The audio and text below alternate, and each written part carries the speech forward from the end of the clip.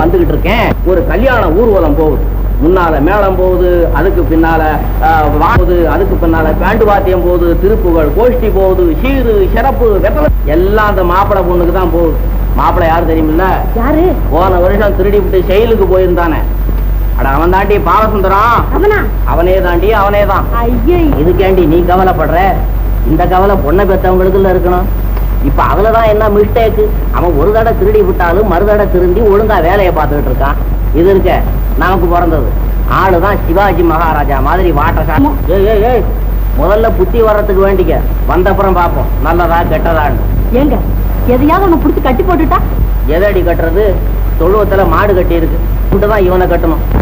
ஆமா உங்க மச்சா, அதாங்க உங்க மச்சா 8 கான்ஸ்டபிள் பொண்ணு. ஓ ஆமா ஆமா ஆமா, இருக்கு கட்டலாம். இந்த பையன் ஒத்துக்கணுமே. ஒத்துக்குவான்.